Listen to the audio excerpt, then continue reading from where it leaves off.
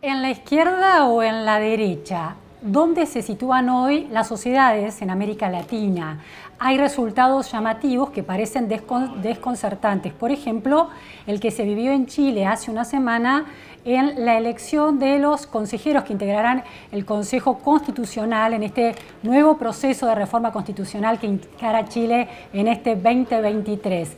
Esa sociedad hace 3 años y pico, ni siquiera 4 años, en octubre de 2019, pareció girar profundamente hacia la izquierda, se confirmó en la constitución de la Asamblea Constituyente, se confirmó en el texto constitucional que surgió de ahí y también en la elección presidencial de una izquierda más a la izquierda con Gabriel Boric. Bueno, desde el año pasado, desde el plebiscito de salida que rechazó el texto constitucional, la sociedad chilena volvió a mostrar una faceta más de centro-derecha o inclusive, como en estas elecciones, de la derecha más a la derecha.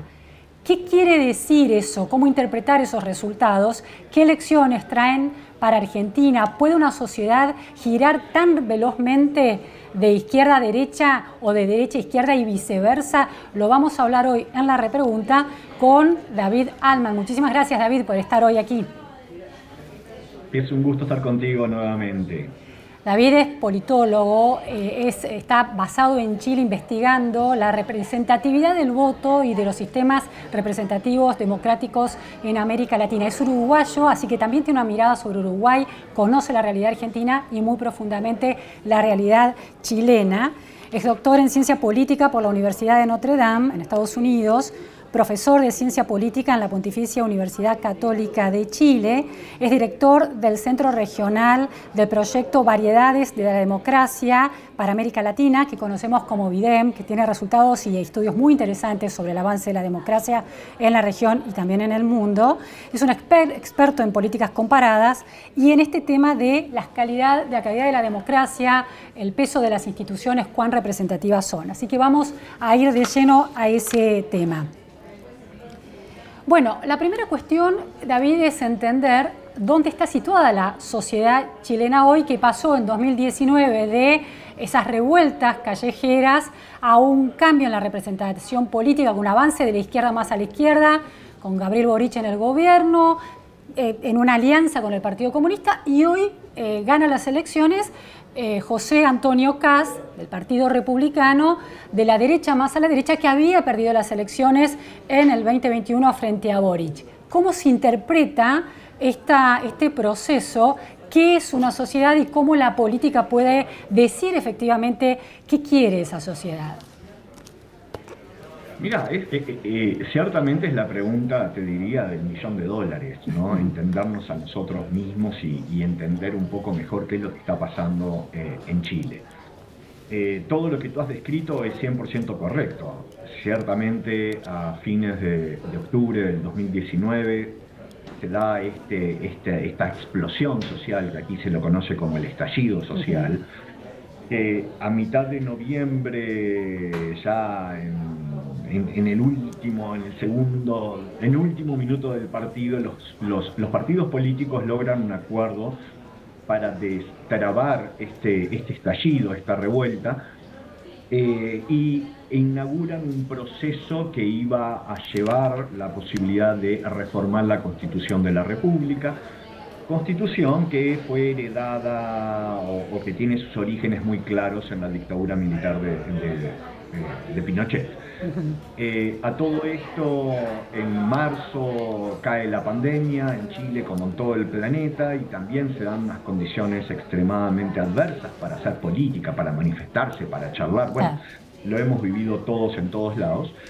Y ahí se inaugura este proceso que involucraba un plebiscito de entrada y un plebiscito de salida. El plebiscito de entrada participa aproximadamente la mitad del electorado, pero abrumadoramente se decide de que ciertamente se quiere transitar por el camino de una reforma constitucional y que quienes redactaran este borrador serían 100% electos. En un momento se había barajado que fuesen mitad legisladores, mitad personas electas. Bueno, al final resulta esto del 100% electo, se constituye la convención trabaja durante un año y en el plebiscito de salida que tú mencionabas es rechazada por márgenes muchos más amplios de lo que inclusive una persona que creía que no iba a ser aceptado podría haber pensado. Claro. Fue sorpresivo.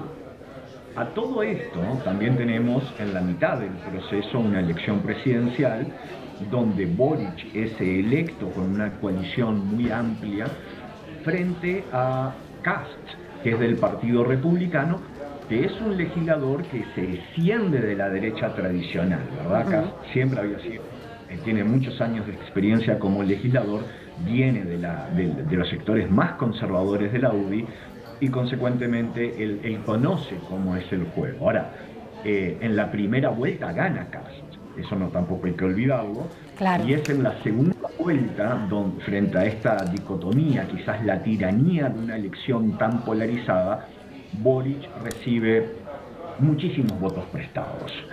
A todo esto viene el plebiscito de salida, Boric endosa muy positivamente la opción del aprobar, pierde como la guerra, y durante los últimos meses se había estado discutiendo del año pasado cómo se reactivaba este proceso y se llegó a una fórmula híbrida donde tenemos un comité de expertos que harían el borrador constitucional. De hecho, ya tenemos muchas pistas por dónde va el borrador, está disponible a pesar de que todavía está muy en verde. Y a eso se le agregaba un Consejo Constitucional que fue justamente lo que elegimos el domingo pasado en esta elección que tú mencionabas, que fue ciertamente también sorpresiva. No por la correlación de fuerzas, no porque la derecha o la oposición haya mejorado sustancialmente, sino por el margen de esta mejora que creo que dejó a todos los analistas un tanto boquiabiertos. Interesante ese recorrido que haces, muchas preguntas. La primera cuestión que uno se puede plantear es cuán representativa es la calle, la revuelta callejera de 2019 versus cuán representativo logran ser los sistemas electorales. Porque lo que me llama mucho la atención es que de todo el recorrido democrático de Chile, la participación electoral del año pasado en el plebiscito de salida que rechaza el texto constitucional por ese texto que se había corrido muy a la izquierda, lo rechaza por el 62%, después me corregirá si tengo bien o no esos datos. La participación fue récord en las participaciones democráticas en las elecciones chilenas de los últimos 40 años, 85,7% del padrón electoral. Entonces quiere decir que cuando la sociedad chilena participa mayoritariamente, se muestra que hay una sociedad mucho menos corrida a la izquierda y mucho más corrida a la derecha. Bueno, el primer detalle que es importante mencionar es que en el acuerdo del 15 de noviembre del 2019, una de las cláusulas más debatidas, y creo que fue el gol de arco a arco que le metió la derecha a la izquierda, fue que el plebiscito de salida tenía que ser con voto obligatorio. Todo lo que el voto dejó de ser obligatorio. Chile tenía un sistema muy perverso donde la inscripción era voluntaria y el voto obligatorio. Eso se cambió ya hace varios años, pero ahora en el proceso se incluyó esta cláusula y consecuentemente se tenía que votar. Y respecto a tu pregunta, indiscutiblemente, los estallidos sociales pueden catalizar, pueden señalizar, pueden mover ciertas estructuras, pero indiscutiblemente estás hablando de la ley de la calle, del grito, del piedrazo, de la violencia, tanto del aparato estatal como de los manifestantes, y no se compara con la legitimidad que tiene un proceso eleccionario donde los votos son observados, son contados, son mirados, son analizados y donde todos somos exactamente iguales, todos, pongamos el nombre que uno quiera, ¿verdad? Desde esa perspectiva, la votación tiene esta carga de legitimidad que no la puede tener y nunca la va a tener una manifestación en la calle, lo que no significa que a veces no sean importantes esas manifestaciones en la calle, por cierto. Pero desde ese entonces las votaciones en Chile pasaron a ser obligatorias, este plebiscito también. Ahora, lo que es, y la conclusión entonces de que porque una primera comparación es calle, representatividad de la calle versus representatividad de la votación, ¿no? de la propuesta electoral. Ahora, dentro de lo electoral, cuanto mayor representación hay, está más claro qué quiere un país, cuanto mayor participación hay. Quiero decir, entonces uno puede deducir, en base a la participación en relación al plebiscito de salida del año pasado de este 85%, que Chile efectivamente es una sociedad históricamente consolidada hacia la derecha y que el proceso del 2019 lo había cegado de manera imprecisa? ¿Que lo que sucede hoy es más representativo de esas aspiraciones de la sociedad chilena?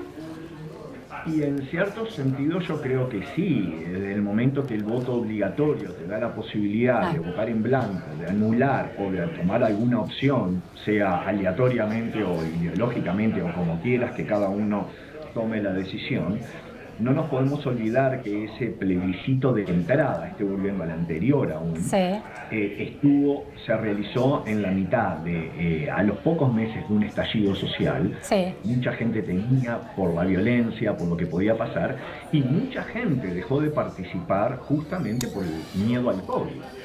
Entonces, vos tenés muchos sectores de la sociedad que por una u otra razón no tenían que ir a votar y no fueron a votar. De hecho, fue la mitad del país que dijo: no voy a votar. Y ciertamente dentro de los que votaron, una abrumadora mayoría para el cambio constitucional, para abrir el proceso, para elegir a los convencionales, pero no hay que olvidarse, y esa era la gran pregunta, y si uno analizaba cuál era el medio país que no había participado, te das cuenta que eran esencialmente personas mayores, eran personas del mundo rural, eran personas que estadísticamente son personas que tienden a estar más del lado conservador que del lado progresista.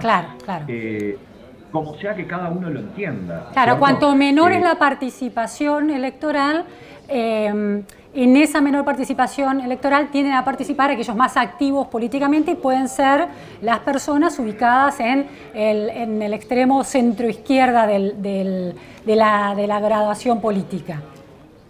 Sí, usualmente la participación viene asociada de la mano del nivel educativo, de los niveles de urbanización, de los ingresos per cápita, del estado de salud, y todo eso tiende a concentrarse más en los centros urbanos grandes, y eso también viene de la mano venía de la mano de una gran movilización social.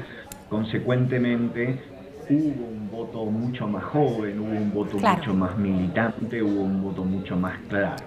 Cuando metés a toda la sociedad y estás en cierto sentido forzando a la gente a participar, como quiera, pero a participar, ahí estás haciendo una suerte de rastrillo que hace que los resultados sean un espejo un tanto más fiel que la manifestación en la calle. David, otro tema que se instala es cuánto de este resultado electoral o el resultado del plebiscito de salida que rechaza el texto del año pasado es un plebiscito en relación al desempeño del gobierno de Gabriel Boric. Casi una muestra de una decepción de una izquierda joven, más a la izquierda que las izquierdas de la Concertación, que llega al gobierno y pierde su oportunidad histórica de producir algunos cambios en la estructura social, política, económica de Chile, que pueden ser necesarios, pero no tan extremos como lo que se intentó hacer. ¿Hay algo de eso también? Muchísimo, y esto es uno de los dramas que tenemos los que estudiamos los mecanismos de democracia directa. En qué medida la gente está votando por lo que está votando y en qué medida esgrime lo que se conoce en la literatura como un voto de segundo orden. Es decir, uso la respuesta que me están preguntando como una forma de protesta frente a una situación que no me sienta bien. Creo que hay mucho de eso, es muy difícil saber exactamente dónde está el punto de equilibrio y cuánto de sincero hubo en el voto y cuánto de castigo al gobierno, pero indiscutiblemente hay una suerte de voto castigo por todos los problemas en los cuales Chile está inmerso, lo hemos hablado en un par de oportunidades contigo, temas de inmigración ilegal, temas de crisis económica, temas de deslocación del funcionamiento económico en general, temas inflacionarios, temas de problemas del servicio de salud, de las pensiones, en fin. Son muchísimas las políticas que uno podría, por las que se podría quejar, uno podría pensar, y ciertamente errores muy importantes, algunos ingenuos, algunos que son autogoles, podríamos hasta casi mencionar, del propio gobierno, errores torpes, errores. El cambio del discurso del presidente es muy evidente. Durante el estallido él hablaba y él como que en cierto sentido endosó, hubo un lema muy famoso que se usó en el estallido que no son 30 pesos, son 30 años. ¿Verdad? Todo el estallido comienza por el aumento de 30 pesos en el precio del metro. Sí, sí. Ahí fueron los estudiantes e inmediatamente prendió un barril de pólvora en el cual estábamos sentados. Y Boric era uno de los vocales más fuertes en que la concertación fue un fracaso, que Chile tiene una deuda y que es un desastre, y bueno, etcétera, etcétera, etcétera.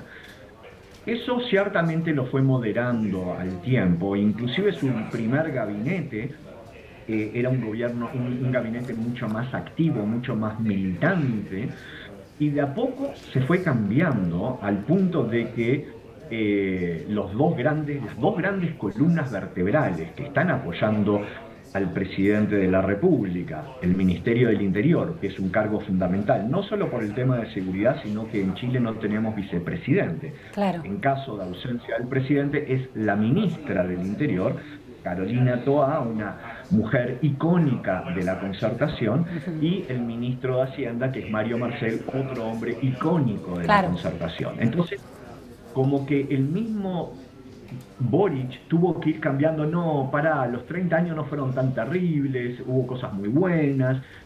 David, hay otra cuestión ahí muy interesante, porque bueno, señalabas los problemas del gobierno de Boric, la inmigración, la llegada de la criminalidad venezolana del Tren de Aragua, que se discute mucho, o el aumento de la tasa de homicidio en los últimos 10 años se duplicó, y leía estadísticas que el último año, 2022, creció un tercio, de esa duplicación un tercio corresponde a 2022 en la tasa de homicidio. Bueno, entonces, problemas de Boric. Ahora, en relación a la lectura que se hace de los 30 años, ¿no?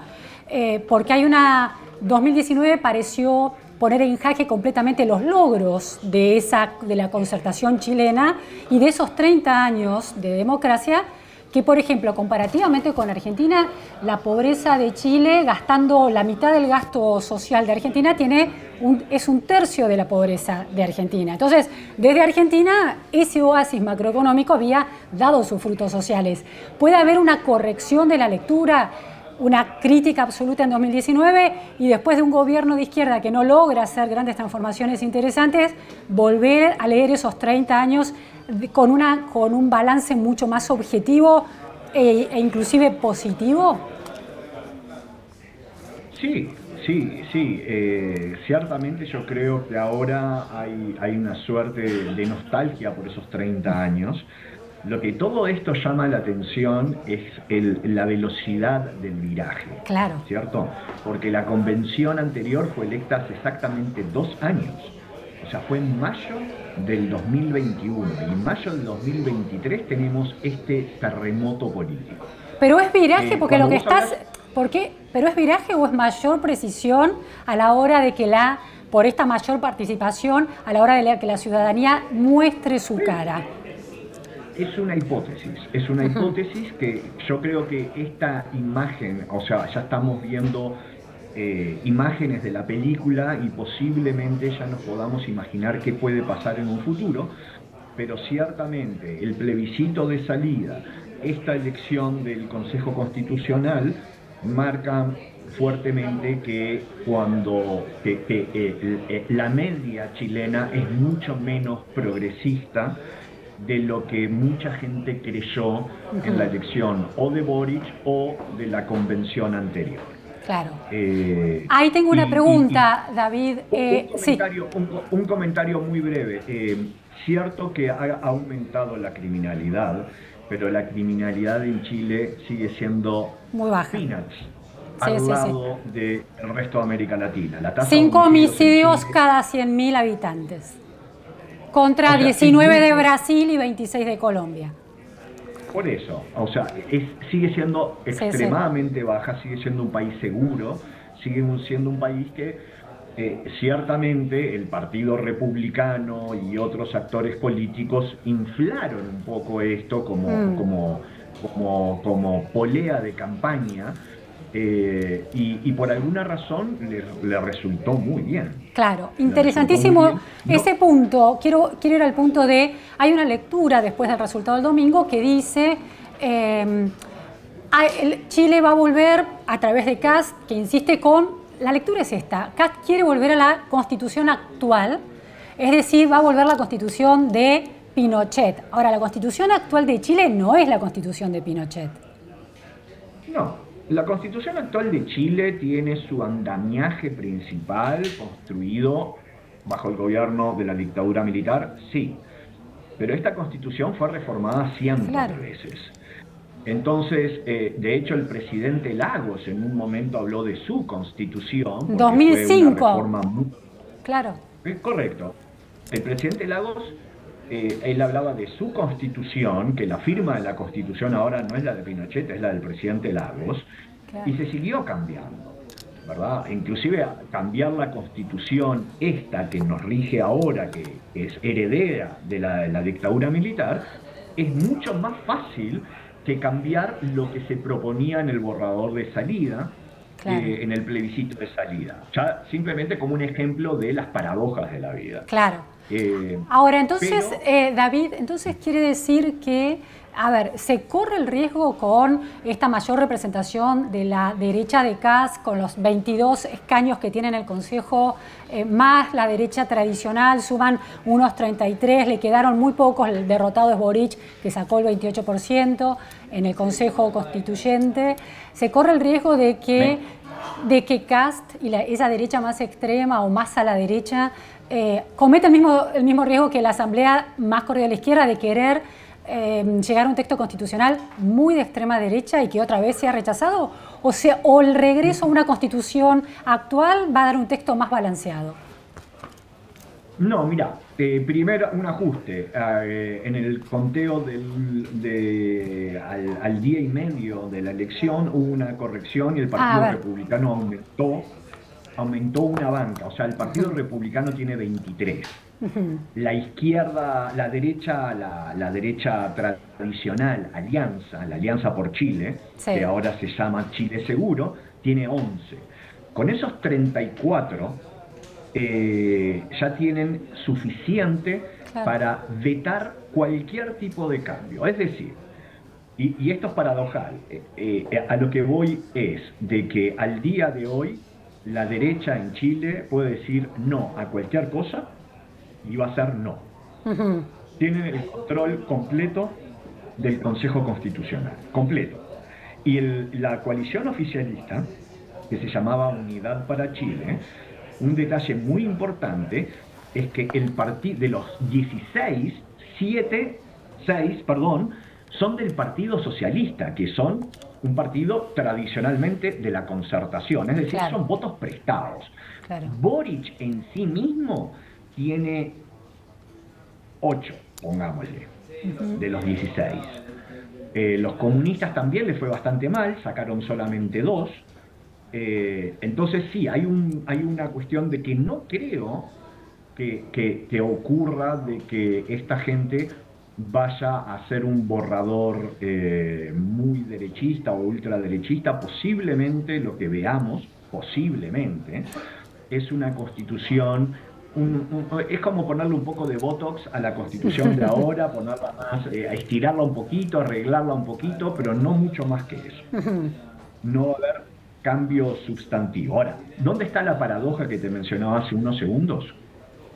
Si el Partido Republicano hubiese ganado lo que se creía que iba a ganar, que eran 12, 13, 14, se podría haber dado el lujo de entrar al Consejo Constitucional a despotricar, a gritar, a hacer relajo, ahora que todo el mundo lo ve como el gran responsable, claro, responsable que es el que va a manejar la máquina, no es que se le vino el mundo arriba, pero sí se tiene que poner los Claro. pantalones largos en el sentido de la responsabilidad de jugar un juego republicano, y acá el juego de palabras republicano, más republicano los republicanos, y no creo que se vayan en la parada de dinamitar todo. Porque saben que entonces, y quizás sea, bueno, acá hay dos estrategias. Una es hacer una constitución, dejar que huele cualquier cosa, porque asumen, y creo que con bastante evidencia, que a la larga nos vamos a quedar con la constitución que tenemos, Ujú. o hacerle un cambio de maquillaje y Claro. jugársela por el cambio y decir, bueno, ¿saben lo que es la nueva constitución del 2023? Claro, es interesante porque la derecha, cuando ya está con la posibilidad de decidir, digamos, si tiene el poder, esa extrema derecha, como le pasó a Boric, que era una extrema izquierda, cuando está en el poder, tiene que moderar su visión de las cosas para que no le pase lo que le pasa a Boric y a la constitución de la izquierda. Ciertamente, como se dice aquí, bueno, también lo decimos en el Río de la Plata, otra cosa es con guitarra, ¿verdad?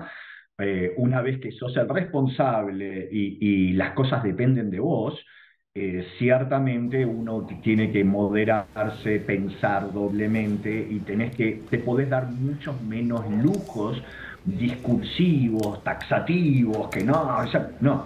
Ahora vos sos el que mandás, así que mostrame que podés. Y más el año que viene tenemos Claro, elecciones municipales y se nos vienen otro de tanto tiempo elecciones presidenciales.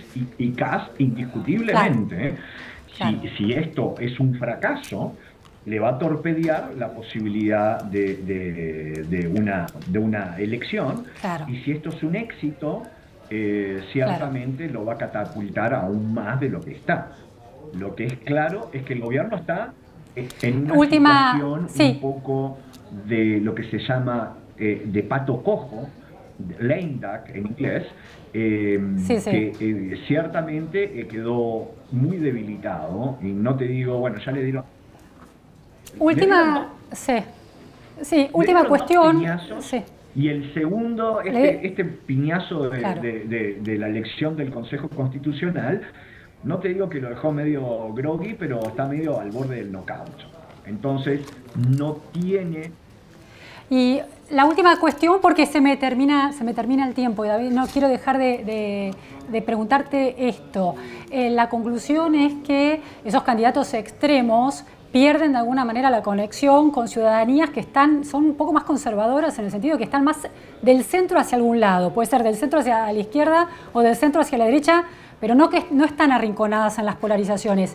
Y en ese sentido, veía una encuesta de CADEM de Chile, uno de los centros que hace encuestas más creíbles en Chile, que dice que en relación al litio, la gran conversación de estos momentos en el tema económico de los países de América Latina, Chile, la población de Chile quiere, el 75% cree que lo mejor es un control público-privado compartido, frente al 56% que quiere que solo el Estado lo controle y frente al 43% que solo los privados. Es decir, que entre los chilenos en un tema tan sensible y estratégico como el del litio, hay una visión de que el Estado tiene un rol y de los privados Sí, sí, también. sí, no me sorprende en lo más mínimo, es un poco lo que se ve con la perspectiva en general que hay sobre el cobre, que es de lo que come Chile, ¿verdad? El salario de Chile es el cobre.